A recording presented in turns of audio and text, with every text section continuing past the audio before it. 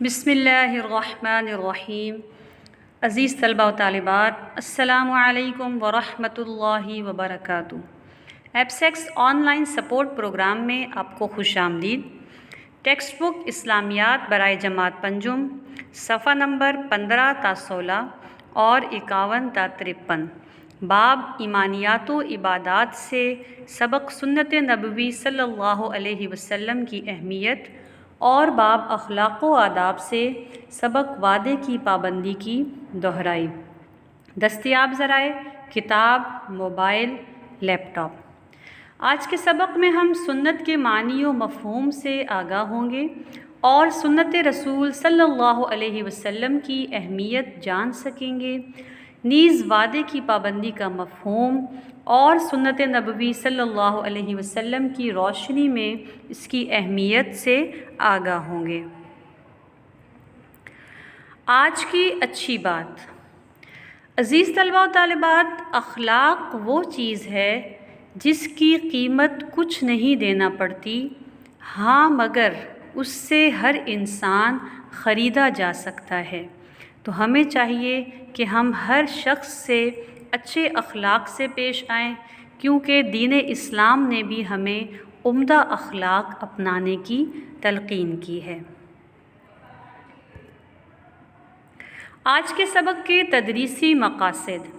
آج کا سبق پڑھنے کے بعد طلبہ سنت کے معنی و مفہوم کو سمجھ سکیں گے، قرآن مجید کی روشنی میں سنت رسول صلی اللہ علیہ وسلم کی اہمیت کو جان سکیں گے، وعدے کی پابندی کا مفہوم اور اس کی اہمیت سے آگاہ ہوں گے، روزمرہ زندگی میں وعدے کی پابندی کی اہمیت جان سکیں گے۔ سنت کا معنی و مفہوم۔ سنت کے لفظی معنی راستہ اور طریقہ کے ہیں۔ نبی کریم صلی اللہ علیہ وسلم کے اعمال اور افعال، یعنی وہ کام جو آپ صلی اللہ علیہ وسلم نے کیے، ان کو ہم سنت کہتے ہیں۔ اللہ تعالیٰ نے وحی کے ذریعے اپنا پیغام رسول اللہ صلی اللہ علیہ وسلم تک پہنچایا، اور انہوں نے نہ صرف لوگوں کو سمجھایا پہنچایا بلکہ خود اس پر عمل کر کے اس کی مکمل تشریح بھی کر دی ہے۔ اسی لیے اللہ تعالیٰ نے آپ صلی اللہ علیہ وسلم کی زندگی کو ہمارے لیے بہترین نمونہ قرار دیا ہے۔ اللہ تعالیٰ قرآن پاک میں فرماتے ہیں، بسم اللہ الرحمن الرحیم، لقد کان لکم فی رسول اللہ اسوۃ حسنہ۔ تمہارے لیے اللہ کے رسول صلی اللہ علیہ وسلم کی زندگی میں عمدہ نمونہ ہے۔ یعنی اگر ہمیں اپنی زندگی گزارنی ہے اور ہمیں کسی موقع پر رہنمائی کی ضرورت پڑتی ہے تو ہم آپ صلی اللہ علیہ وسلم کی زندگی سے مکمل رہنمائی لے سکتے ہیں۔ ارکان اسلام اور سنت نبوی صلی اللہ علیہ وسلم۔ ارکان اسلام یعنی نماز، روزہ، زکوٰۃ، حج وغیرہ کے بارے میں اللہ تعالیٰ نے قرآن پاک میں حکم دیا ہے، مگر ان کی جو تفصیلات ہے، کون سا رکن کس طریقے سے ادا کرنا ہے، وہ تمام تفصیلات ہمیں سنت نبوی صلی اللہ علیہ وسلم سے ملتی ہیں۔ جیسے قرآن مجید میں بہت سے مقامات پر نماز کو ادا کرنے کا حکم دیا گیا ہے، لیکن نماز کو ادا کرنے کا طریقہ، اس کے اوقات کی وضاحت، اس کی شرائط، اس کے ارکان اور باقی تمام وضو کے متعلق مسائل، ان تمام کے لیے ہمیں سنت نبوی کی طرف رجوع کرنا پڑتا ہے۔ اسی طرح روزے کے مسائل، کن چیزوں سے روزہ قضا آتی ہے، کن چیزوں سے کفارہ واجب آتا ہے، کیا مسائل ہیں، کن حالات میں ہم روزہ رکھ سکتے ہیں، کن میں نہیں رکھ سکتے، زکوٰۃ کے مسائل، صاحب نصاب کون ہے، زکوٰۃ کتنے عرصے بعد ادا کرنی ہے، اسی طریقے سے مناسک حج ہیں۔ تو ان تمام ارکان اسلام پر ہم اس وقت تک عمل نہیں کر سکتے جب تک کہ ہم سنت نبوی صلی اللہ علیہ وسلم سے رہنمائی حاصل نہیں کریں گے۔ اتباع رسول صلی اللہ علیہ وآلہ وسلم۔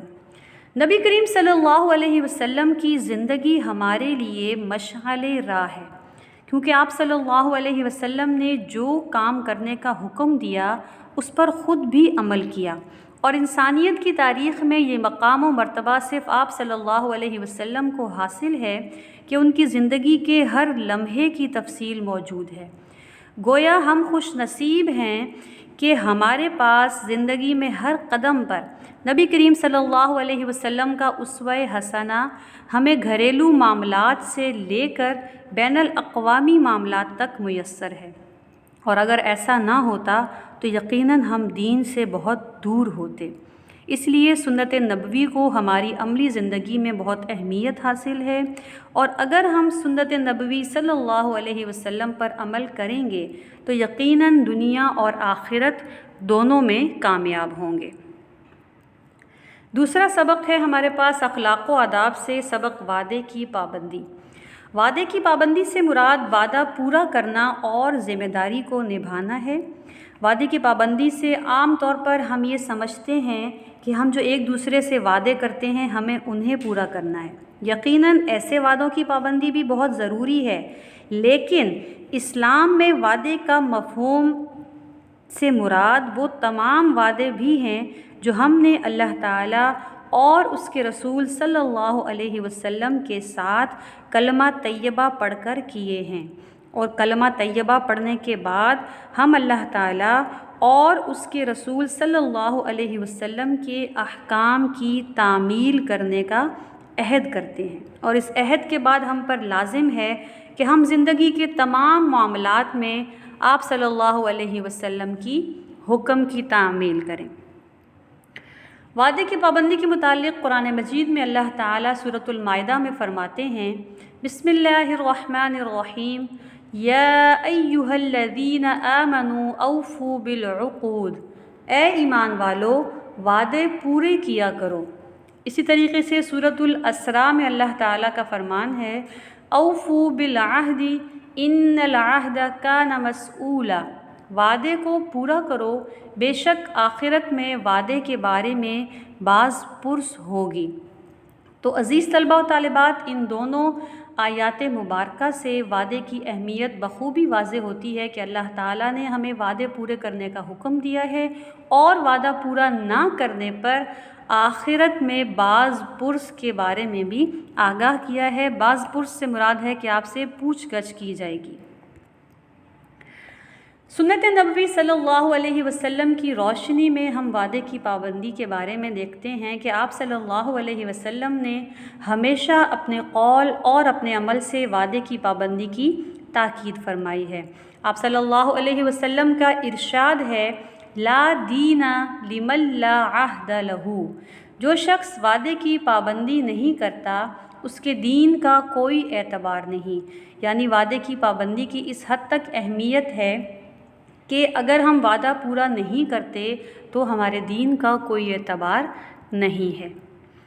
سیرت طیبہ کی روشنی میں ہم دیکھتے ہیں کہ نبی کریم صلی اللہ علیہ وسلم نے ہمیشہ اپنے وعدوں کی پابندی کی، اور اس کی گواہی آپ کے دشمنوں نے بھی دی۔ قیصر روم کے دربار میں ابو سفیان سے نبی کریم صلی اللہ علیہ وسلم کے بارے میں جو سوالات کیے گئے، ان میں سے ایک آپ صلی اللہ علیہ وسلم کے وعدہ پورا کرنے کے متعلق تھا۔ تو اس کے جواب میں ابو سفیان، جو کہ کافر تھے، ابھی تک مسلمان نہیں ہوئے تھے، انہوں نے فرمایا کہ آپ صلی اللہ علیہ وسلم نے کبھی وعدہ خلافی نہیں کی۔ اسی طرح مکہ کے لوگ آپ صلی اللہ علیہ وسلم کو صادق اور امین کے لقب سے پکارا کرتے تھے۔ میثاق مدینہ، جو کہ ہجرت کے بعد مدینہ منورہ میں امن کی خاطر ایک معاہدہ کیا گیا تھا جو یہودیوں اور دیگر قبائل اور مسلمانوں کے درمیان تھا، اس میں بھی آپ صلی اللہ علیہ وسلم نے اس معاہدے کی پوری پابندی کی، لیکن یہودیوں نے اس کو آخر کار توڑ دیا تھا۔ اسی طرح صلح حدیبیہ، جو کہ 6 ہجری میں معاہدہ کیا گیا تھا، اس معاہدے کی بھی آپ صلی اللہ علیہ وسلم نے پوری پابندی کی، جو کہ کفار کے ساتھ معاہدہ کیا گیا تھا، لیکن آخر کار کفار کی طرف سے اس معاہدے کی خلاف ورزی کی گئی۔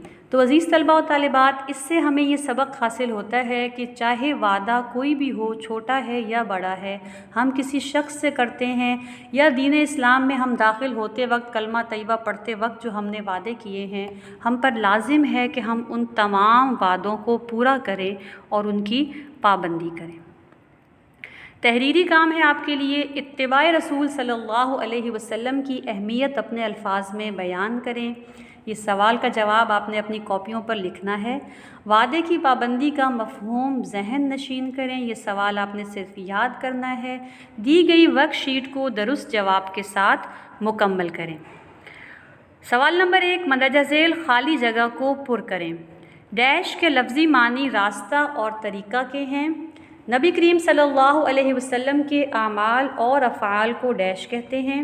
اللہ تعالیٰ نے ڈیش کے ذریعے اپنا پیغام رسول اللہ صلی اللہ علیہ وسلم تک پہنچایا۔ اللہ تعالیٰ نے رسول اللہ صلی اللہ علیہ وسلم کی زندگی کو بہترین ڈیش قرار دیا ہے۔ ارکان اسلام میں سب سے زیادہ اہمیت ڈیش کی ہے۔ قرآن مجید میں بار بار زکوٰۃ کی ادائیگی کی ڈیش کی گئی ہے۔